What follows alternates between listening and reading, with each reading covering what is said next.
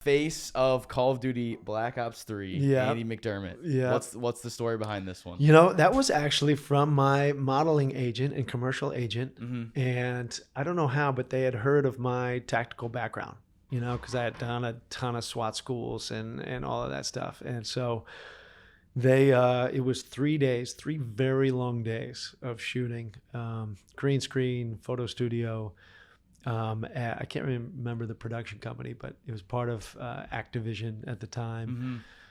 Mm-hmm. And, I've done a lot of shoots in my whole life of, shoots. And this was one of the more intense things. Like, we had to get it perfect. You could tell anytime you do a commercial photo or video shoot, Yeah. say for 100 Thieves or whatever, then there's the 100 Thieves art director. There's the 100 Thieves marketing director. There's a 100 Thieves CEO and chief marketing officer. So there's 4 to 10 people just from 100 Thieves. But then there's the production company. And then there's the marketing agency that they hired, So there, for this Call of Duty thing, which is, buckets and buckets full of money, they had 20 people behind the camera at some time. Yeah. And it's just me in front of the camera. And then, they'd shoot a series of shots or video or whatever. And then I'd sit there, and then all those people would just kibitz and just talk. Just like talking about the photo. And when one person's like, and then one person's like, like, what'd I do wrong? And they're like, and then the photographer would come back and be like, all right, so let's go again. I was like, wait, what do we do differently? Yeah, like, what's differently than the last was time? that good? Was that terrible? Like, but yeah, I mean, we did a sequence of green screen, of running with an M4, of transitioning to a handgun, to all kinds of tactical stuff, jumping, falling, and just over and over and over. And I loved every second of it. Yeah. Because that was kind of what I wanted to do, was that action hero-y kind of stuff.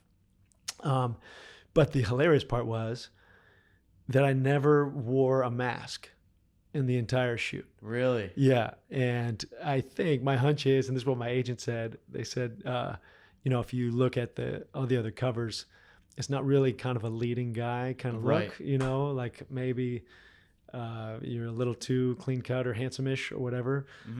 I can send you some photos of what I look like on the day. Okay.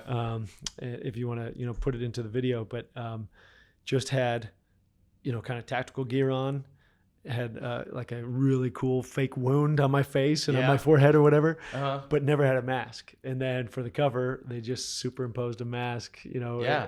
I think the ambiguous look though is kind of good for video games at least. Yeah. Because you not saying you, but like anybody could be that person. Yep. Like that could be you. Right. Like it could be, like Billy Bob Joe, like we were saying before. Yep. It could be anybody, and that's the fun part of it. It's like you're not putting the eyes on there, and I feel like the eyes give it the identity. Yep. To where that if your eyes were on there, it's like that's you. Yep. And they've done that with almost all Call of Duty Black. Yep. Like Black Ops titles and covers at least. Yep. So. And the eyes were hilarious. Why we did, on the main cover photo shoot day, and there were so many people behind the camera, and this intense look of, these 2 guns on my knees. And I probably did this, no exaggeration, 200 times of like just this, just like this, just looking yeah. down And you had to be like, and they're like, okay, so, put yourself in a dark place and then, you're going to come up and this is the decision where you're killing everyone. And then you come up and you just, so intense and so angry or whatever. And like, okay, perfect. And then they go away. We did it one more time, one last time, and everybody gave it a hand. And so I think I finally nailed it. Yep. And then they covered it up anyway. So it's like, that was a lot of work, man. That was a lot of energy. But yeah. And then in the in the videos for like the teasers and stuff, then I could tell that that's me in the teasers and things. Yeah. I saw a couple of videos too. Yeah. Yeah, and I never actually played the game, but I heard that that there's, I don't know if it's the main Navy SEAL character or whatever, but takes after, some of my likeness or whatever. Yeah. But when it came out, it made $550 million in the first weekend. Oh yeah. It was an amazing game. Yeah. I played a lot of it. Yeah, right. So, right. So people are like, "What'd you get? 1%, 2%?" I'm like, "No, no way. Are you kidding I me? got 0%. I got. I'm pretty sure it's a flat fee, right? A flat fee Yeah, for 3 days of shooting. So yeah. in retrospect, I should have said no fee. I'll take 0.0001%. You know, and I'd be a rich Give man. me the annuities or what do you call it? The residuals. Residuals, yeah. Get that residual, and then you'd be making money still probably today. We call it mailbox money, where So, I get checks like every week, every other week from, like I just got, I don't know, 3 checks yesterday from Magnum PI, which I shot in 2018 or something, and the show's been canceled for 2 years. And but like, you throw it on Netflix or something. Yeah, or like who's still watching the show? Service, and someone's like, "Oh, this is cool. You guys should watch it." Yeah. Why did they send Andy $65 for a show that has been canceled for 2 years? Like, who's watching it? You know? Yeah, right. But you think about, I was a guest star on that show at my tiny little level. They send me a check for $65. I always think about Tom Cruise. Right. Yeah. What's that guy's mailbox money? You know, he's done 200 movies. Yeah. Half of them have been blockbusters. Right. So my $60 is his 600,000 every week for just one of those movies. Right. You know, I have no idea. Yeah. It's like Suits. I mean, Suits was the one where it's like if they didn't have residuals, they missed out on a lot of money because in 2022, I think it was, the whole thing blew up. Yeah. It was like an older show, and it stopped in like, I forget, 2018 or 2016 or 2017, and now it's like everyone watches it and everyone knows it from 2022 to 2024 because everyone's like, "Oh, this Suits is great. Like, I wanted to become a lawyer now because of Suits." And interesting. The show ended a while back because it's like Meghan Markle, and now she was the one who married the royal family. The princess. So so it's like completely different worlds now, but now their whole show has been blown up. So interesting. Yeah, it's a super cool story.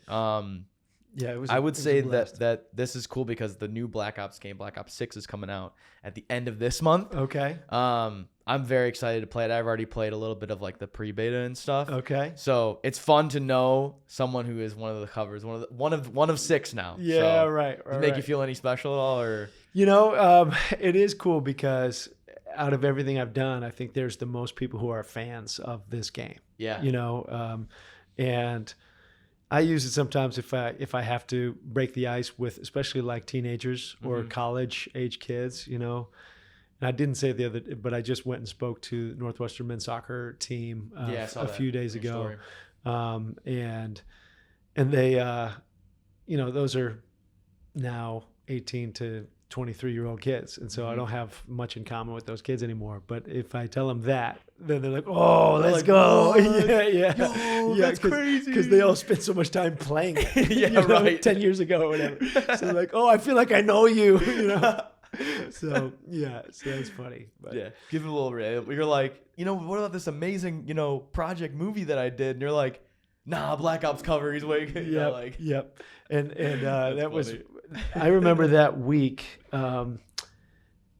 You know, I had to get my hair cut super short for this. Yeah, project. Like military style cut. And it was like a Wednesday night. I shot Monday, Tuesday, Wednesday. Wednesday afternoon was that really hard, intense photo shoot to get that shot, you know.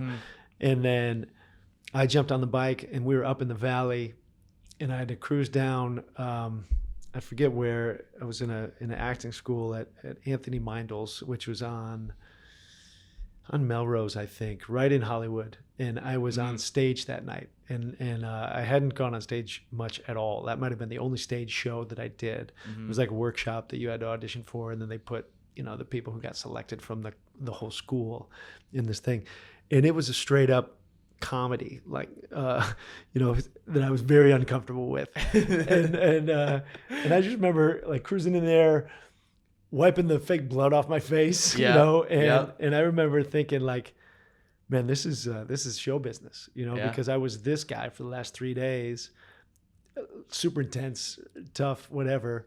And then you jump on the motorcycle, go on to Melrose Boulevard in Hollywood, and then go on stage. You're like, "Hey, hey guys, what's up?" Like a totally different thing.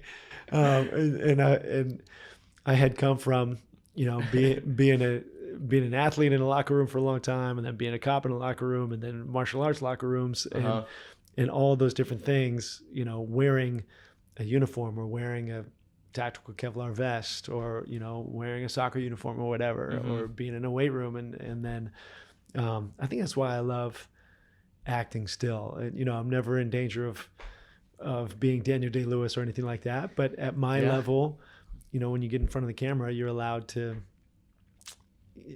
change. Yeah. You know, play that role. Yeah. And I feel alive in a way that I don't when I do anything else. So it's funny how we're all created with these almost different sides of ourselves, you know. So I think I'll probably always be involved in the entertainment world in some way, because it's certainly a passion for me.